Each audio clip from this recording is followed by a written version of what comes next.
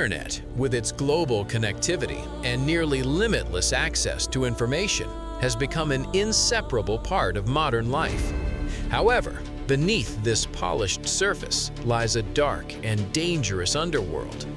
This is where illegal activities take place, ranging from drug trafficking and weapons trade to disturbing acts and cybercrime, operating silently, yet with severe consequences. Hello, it's me again, and today we're going to explore one of the darkest corners of the internet, places where light never truly reaches. One such place was the Cannibal Cafe, an online forum dedicated to people with one of the most horrifying obsessions imaginable: cannibalism.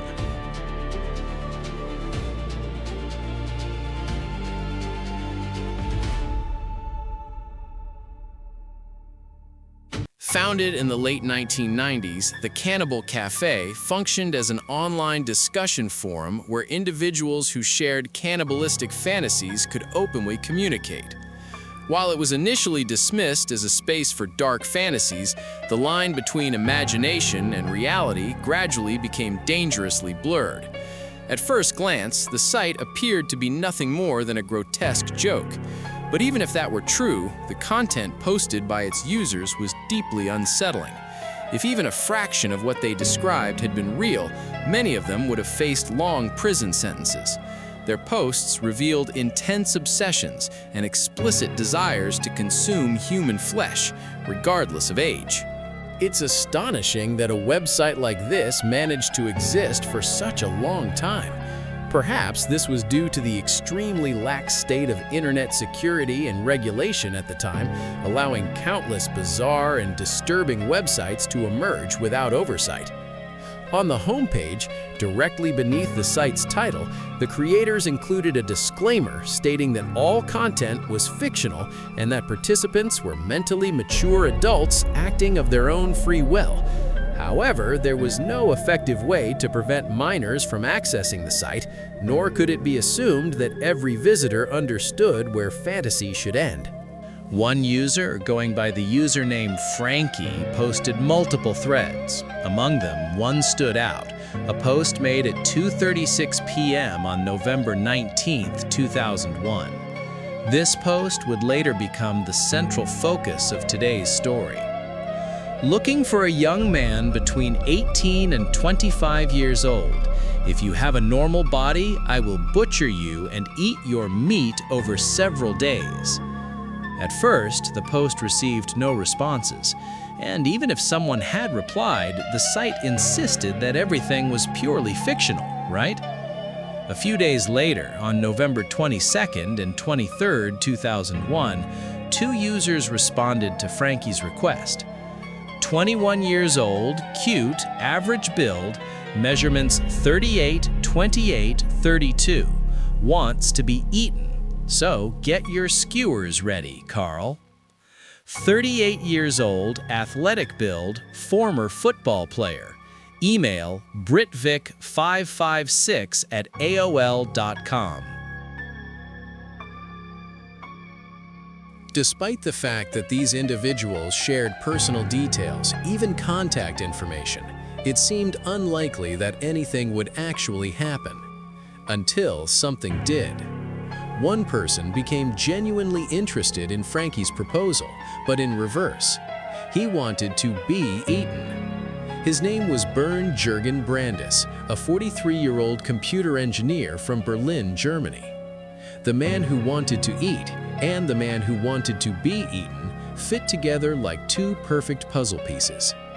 After several days of online communication, Bernd and Frankie began exchanging emails more frequently. Bernd soon learned that Frankie was merely a pseudonym. The man's real name was Armin Maiwes, born on December 1st, 1961, in Essen, Germany. Maiwes was the youngest of three siblings from different fathers. His father left the family when Armin was just 8 years old, and he was raised by a mother often described as highly controlling. The isolation and emotional neglect of his childhood would later shape a series of deeply disturbing thoughts.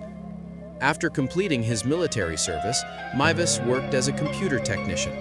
He lived with his mother in a large house in Wüstefeld, a small village near Rothenburg an der Fulda. Following her death in 1999, Maivis increasingly turned to the internet, where he became involved in online communities centered around extreme and unsettling subjects. After several days of email exchanges, Bernd and Armin agreed to meet in person. On the evening of March 9, 2001, Bernd arrived at Armin's home in Wüstefeld.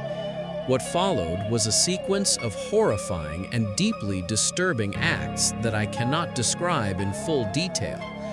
Initially, Armin attempted to bite off Bernd's genitals, but when that failed, they used a knife instead. The severed part was placed in a pot, heavily seasoned and cooked. Due to a mishap, the dish was burned and ultimately inedible. Armin then led Bernd to the bathroom and laid him in the bathtub. He brought a cocktail made of alcohol mixed with painkillers. Bernd gradually lost blood and eventually lost consciousness. Several hours later, Armin killed Bernd by stabbing him in the neck.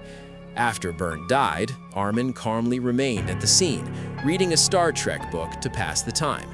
Over the following days, Armin dismembered Bernd's body and stored the remains in a freezer, alongside frozen pizzas and a dead mouse. He then consumed the meat over time. What makes this case particularly disturbing is that everything occurred with the consent of both parties, including Bernd. The entire process, from beginning to end, was recorded on a handheld VHS camera. For nearly a year afterward, Armin continued removing portions of Bernd's flesh from the freezer and preparing various meals. During this time, he remained active on the Cannibal Cafe, frequently engaging in discussions about cannibalism.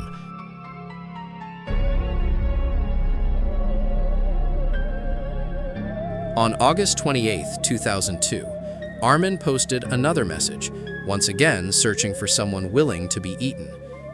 If you are between 18 and 30 years old and have a normal body, come to me.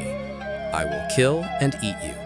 Please send your age, height, weight, and if possible, a photo. This was just one of many posts he made throughout 2002. His activity increased dramatically after Bernd's death, as if a dark obsession had fully awakened after being fulfilled once. Ironically, it was this same platform that led to his downfall.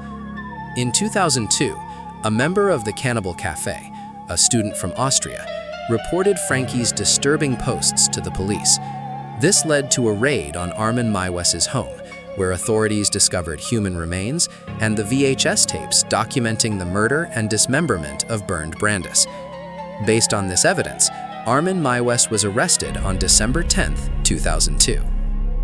In 2004, Armin stood trial and was initially convicted of manslaughter, receiving a sentence of 8.5 years in prison.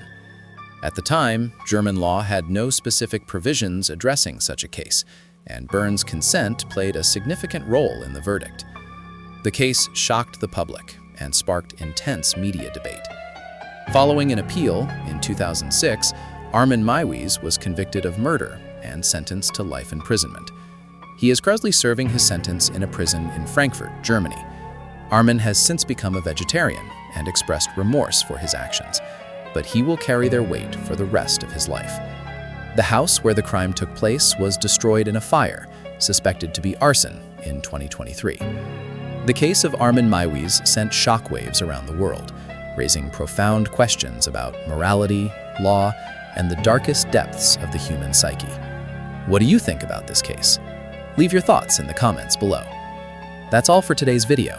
Thank you for watching. Goodbye, and see you next time.